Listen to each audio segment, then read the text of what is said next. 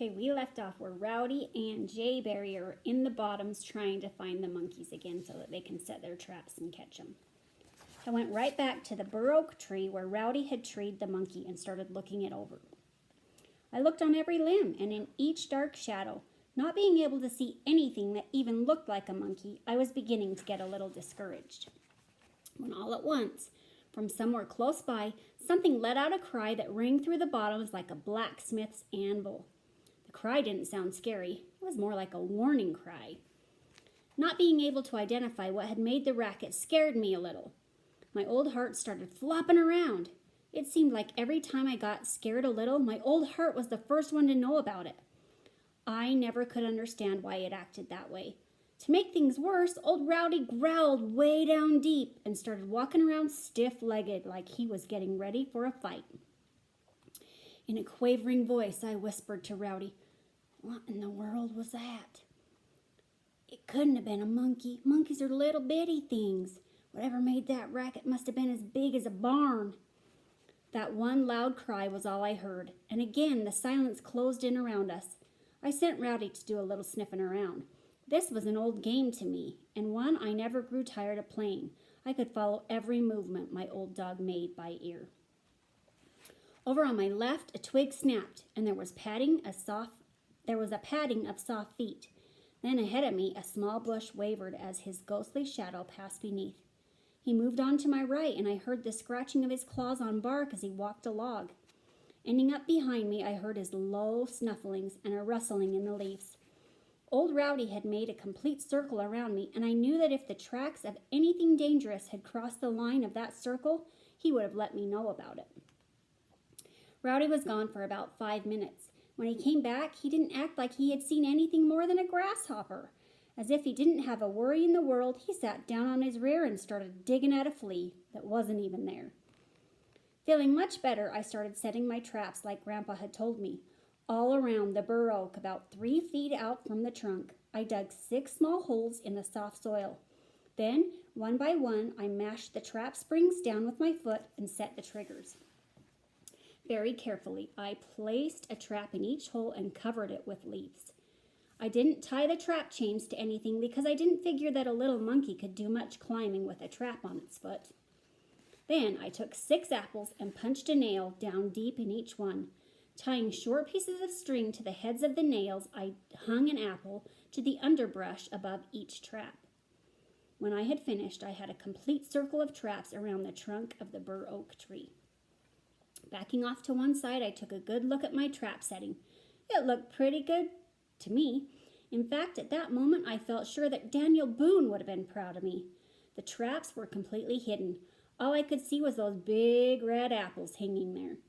They looked so good, I kind of wanted to take a bite out of one myself. I was still standing there admiring my work when, from the corner of my eye, I thought I saw movement in the branches of a sycamore tree. It was just a flash, and I didn't see it again, but I was pretty sure that I had seen something. Picking up my gunny sack, I whispered to Rowdy, "Not sure, boy, but I think I saw something. It could have been a monkey. Come on, let's hide and see what happens." About 35 yards away, but still in view of my traps, I found a small opening in a thick stand of elders. It was a dandy hiding place, and I proceeded to make myself comfortable. Taking my lunch and apples from the gunny sack, I laid them to one side and sat down on the empty sack. Now, I never did like to wait for anything. It seemed that half of my life had been wasted away waiting for things. I had to wait for Christmas, for Thanksgiving. Then there was a long spell of waiting for spring and fishing time. Now I was waiting for the monkeys. The longer I sat there, the more uncomfortable I became. First, I got hungry. Then I got thirsty. The sack I was sitting on got hard as a rock and my tailbone started hurting. I got hot and began to sweat. Deer flies and mosquitoes came and started gnawing on me. Just about the time that I had convinced myself that there wasn't a living thing within 100 miles of me, up popped a monkey. And out popped my eyes! I never did know where the monkey came from. One instant there wasn't as much as a jaybird around my traps. Then, as quick as Mama was with a peach tree switch, there was a monkey. I could have sworn that it just popped up out of the ground. Anyhow, there he was, standing on his spindly legs, staring at those big red apples. I held my breath, watched, and waited. For several seconds, the monkey just stood, staring at the apples and twisting his head as if he were trying to make up his mind about something. Then he started jumping around and squealing and making all kinds of noises. The next thing that happened all but caused me to have a jerking spell. It started raining monkeys. They seemed to come from everywhere, down from the branches of the bur oak tree, out from the underbrush, and everywhere else. There were big monkeys and little monkeys, fat monkeys and skinny monkeys. I was paralyzed. It looked like 10 jillion monkeys leaping and squealing. They bunched up around about 10 feet from my traps and started chattering as if they were talking something over. Before the monkeys showed up, Rowdy had been lying at my side, growling and showing his teeth. He started getting to his feet.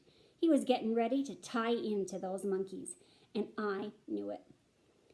I laid my hand on his back, and I could feel his rock-hard muscles nodding and quivering. "Rowdy," I whispered, "for heaven's sakes, don't do anything now. Those monkeys are worth more money than we'll ever see the rest of our lives. If you make any noise and scare them away, I'll tie you in the corn crib for a year, and I won't even give you a drink of water." Of course, I didn't mean that, but Rowdy thought I did. He lay down again and kept his mouth shut. One little monkey, bolder than the others, left the bunch and started over toward my traps. I reached for my gunny sack and got ready. Just when I thought for sure that the monkey was going to walk right into my trap, the same loud cry that I had heard before rang out through the bottoms. As if the cry were some kind of signal, the monkey stopped chattering and stood still. The one that I had thought was going to get in my trap hurried back to the others. I could tell that whatever had made the cry was much closer now than it had been before, and I didn't feel good about it. "Rowdy," I whispered, "you keep your eyes open, and whatever it is that's squalling like that, don't let it get too close to us." The way old Rowdy was sniffing and looking, I couldn't tell whether he was mad or scared. This didn't help me at all. I put a lot of confidence in old Rowdy, and if he was scared, then it was time for me to be getting away from there. I was trying to make up my mind what to do when I heard the cry again. This time it was so close it made my eardrums ring. My hair flew straight up and felt as if it was pushing the top out of my old straw hat. The noise was coming from above me. I started looking around in the treetops. On the limb of a big sycamore, I saw something. At first, I thought it was a boy. It looked just like a small boy standing there on a limb. I wondered what he was doing up in a tree, screaming his head off. Maybe he had climbed the tree and he couldn't get down. I had done that several times, and Papa had to come and help me down. Then again, he might be a crazy boy. Daisy had told me that crazy people did all kinds of things like that. I forgot about being scared and got kind of mad. "Rowdy," I whispered, "I don't know if that's a boy or not, but if it is, he's sure messing things up for us. If he keeps on screaming like that and scares the monkeys away, I'm going to wear him out." Just then, the thing moved out on the limb into some sunlight, and I got a better look at it. I could see that it wasn't a boy, but was some kind of black, hairy animal. It had short, stubby legs and long arms that hung down almost to the limb it was standing on. When I discovered that it didn't have a tail, I didn't know what to think. I had never seen an animal that didn't have a tail of some kind. It was too far away to tell what color its eyes were, but I could have sworn that they were as red as our old red rooster. Anything that had red eyes always did scare me. Goose pimples jumped out all over me. My old heart started running around inside me like a scared lizard. "Rowdy," I whispered in a shaky voice, "that's an animal, all right, but I've never laid eyes on anything that looked like that before, and I don't like the looks of it." I had just about decided that my monkey catching days were over and was getting ready to get away from there when I remembered what my grandpa had told me about that $100 monkey. He said that it was different than the other monkeys, and that the thing I was looking at sure didn't look like those other monkeys. Just then, the big monkey let out another cry, and running to the end of the limb, he leapt high in the air. I was so startled by this, I stood up. I thought sure that he had sprouted wings and was flying away. Instead, he lit on the branches of the bur oak tree and used those long arms. He started dropping down from limb to limb and landed on the ground between the little monkeys and my traps. This all happened so fast, it left me a bit breathless. I thought squirrels could move around in the timber, but they couldn't do anything that monkey couldn't do. Every move he made was as sure as Daniel Boone's musket, and as smooth as the dasher in Mama's old churn. All the time this had been going on, the little monkeys hadn't made a sound. They just stood there in a bunch, watching every move the big monkey made. About this time, one of them decided that as long as there were some apples around, he may as well have one. He left the bunch, and with his skinny tail sticking straight up in the air, he started towards my traps. The big monkey saw this and went to pieces. He started jumping up and down and making deep grunting noises as if he were talking to the little monkey. The little monkey seemed to understand what the big monkey was saying. He squealed like someone had stepped on his tail and scurried back to the others. It was hard for me to believe what I had seen, yet it was as plain as the stripes in a rainbow. That big monkey had known that the little monkey was in danger, and in his monkey talk he had simply told him so. "Rowdy," I whispered, "did you see that monkey? What he was doing? He was talking to that little monkey. That's what he was doing. Grandpa didn't tell me they could talk to each other."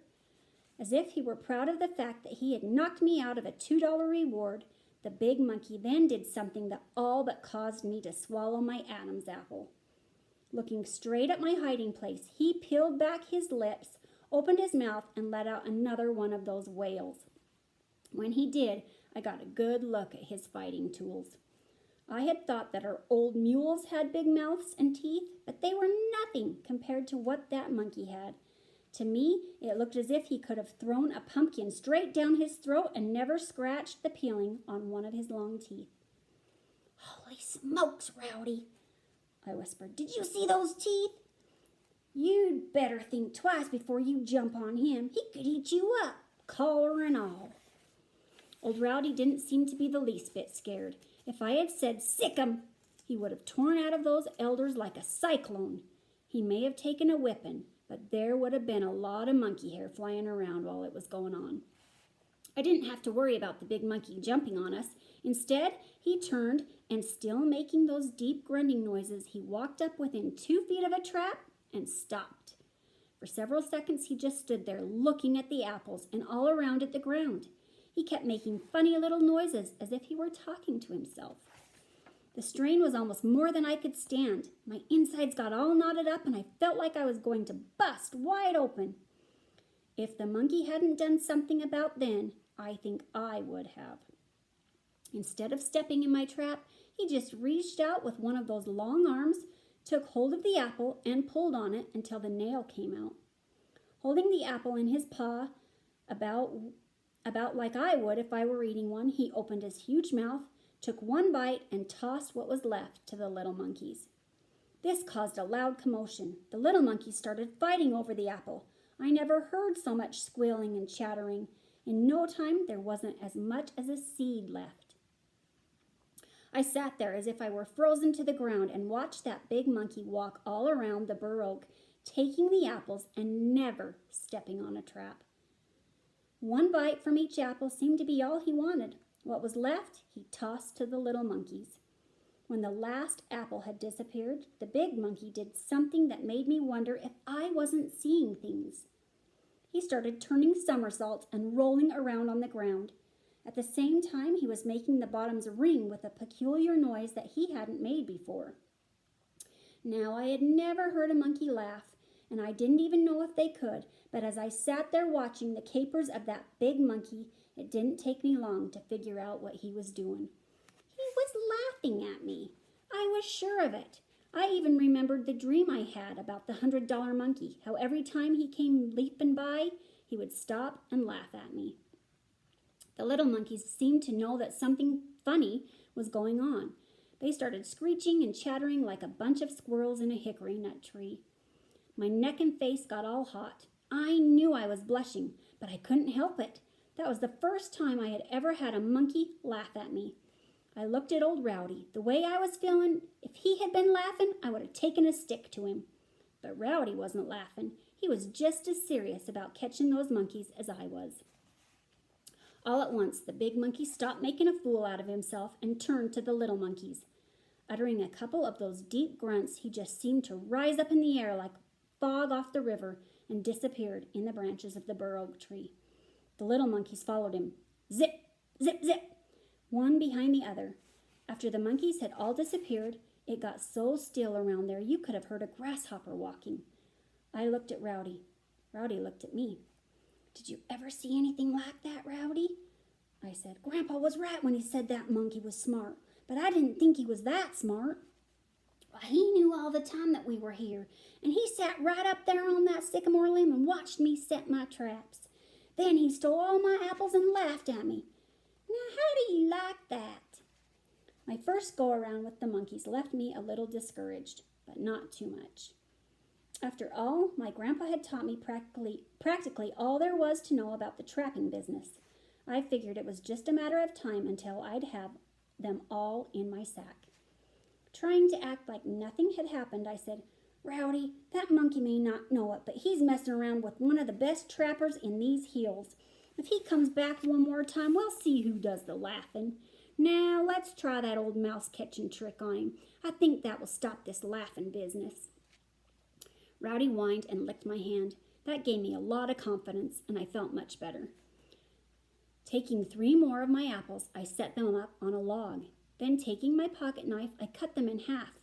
Walking over to where my traps were, I lifted them from their hiding places and tripped the triggers with a stick. Untying the strings from the nails and bushes, I used the short pieces to tie half of an apple to the trigger of each trap. I wrapped those pieces of apple to the top of the triggers as tightly as I could and tied the ends of the strings in hard knots.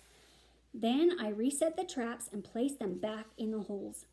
Very carefully, I covered each trap with leaves, but left the apples in plain sight. Backing off to one side, I took another good look at my trap setting. Every time I had set a trap, I had been proud of the way I had done it. But on that day, I was especially proud. You could see the pieces of apple all right, but you sure couldn't tell there were any traps there. Not one shiny piece of metal could be seen. Rowdy, I said, I don't care how smart that monkey is. If he gets one of those apples, he's going to wind up with a trap on his foot, and that's all there is to it. All of the time I was resetting my traps, I kept looking around in the trees for a monkey. I didn't see one, but I had a feeling that there were 10,000 monkey eyeballs staring right at me. Feeling about as smart as old Trapper Dan himself, I said, Come on, Rowdy, I think the monkeys will start rolling in now. I didn't go straight back to my hiding place. Instead, I took off in another direction, circled around, and came back to it. I thought that I was being smart doing this, but I felt silly too, because if that big monkey was sitting somewhere in the top of a sycamore tree, he was probably watching every move I made. I was so sure that I would catch a monkey this time, I didn't sit down on my gunny sack. I held it in my hand so that I could be ready to sack him up the instant I heard the trap snap. It seemed that old Rowdy and I had hardly gotten seated when here came the monkeys, leaping, squealing, and chattering. Boy, Rowdy, I whispered, that sure was fast, wasn't it? They must have been waiting for us. Why, the way they're acting, they must think we're playing some kind of game. They won't think it's a game when I get a few of them in my sack. It was a little different this time than it was before. The big monkey was the first one to touch the ground, and he was standing very close to one of my traps. The little monkeys were milling around everywhere. They didn't seem to know what was going on, but every time one got close to a trap, that big monkey would fly out of gear like a mama jaybird when I wanted to take a look at her babies. He would scream like someone had slapped a branding iron on him and start jumping up and down and making those deep grunting noises. He would run at the little monkeys and scare the daylights out of them. Finally, he succeeded in herding them all to one side where they bunched up and stayed. If I had known then what that big monkey was going to do next, I wouldn't have stayed there to watch it. Again, he walked over close to one of my traps and stopped. I knew that I was watching a monkey, but he still looked like a small boy standing there trying to figure something out.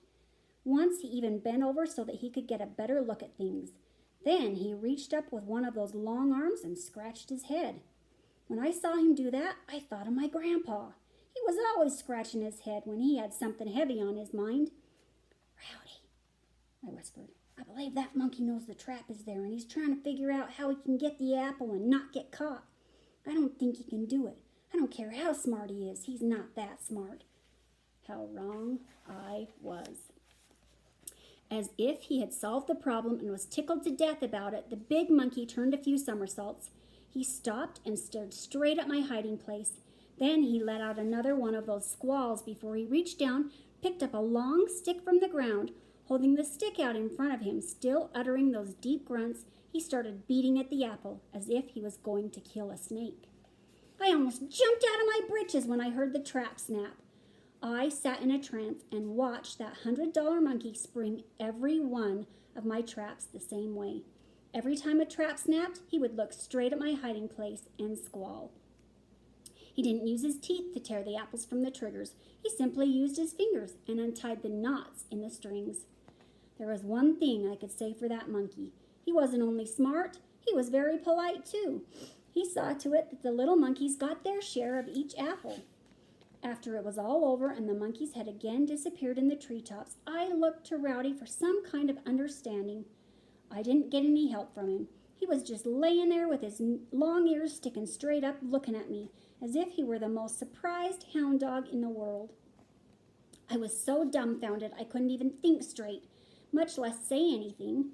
For several seconds I sat there staring at the ground and trying to remember everything that had happened. The more I thought about how that big monkey had outsmarted me, the madder I got. Rowdy, I said, I wish I had brought Papa's old shotgun along. I'd sure warm that monkey's hide with some bird shot. It's bad enough that he made a fool out of me, but he didn't have to laugh at me like that. I put my lunch and apples back in the gunny sack and walked over to where my traps were. Mashing the springs down with my foot, I released the sticks from the jaws. I put the traps back in my sack. Then I sat down on a stump to do a little thinking. I could remember every trick my grandpa had taught me about trapping, but I couldn't think of a thing that would catch a monkey. The more I thought about everything, the more disgusted I got. Talking to myself, I said, there's only one thing I can do. I have to get rid of that smart aleck monkey. If I can get rid of him, I believe I can catch the little ones. They don't seem to have any sense at all. I'll just go to the house, get Papa's gun, and do away with that monkey once and for all. Then I thought, what in the world am I thinking of? I can't do that. Why, it would be like hanging a $100 bill in a tree and shooting it all to pieces. And there was the old man of the mountains. If I shot one of those silly monkeys, there was no telling what he'd do. Old Rowdy saved the day for me, or at least I thought so at the time. About 15 feet from the stump I was sitting on was a big hollow log. Rowdy was over there sniffing around. He never could keep his sniffer out of anything that had a hole in it. He just couldn't do a thing like that.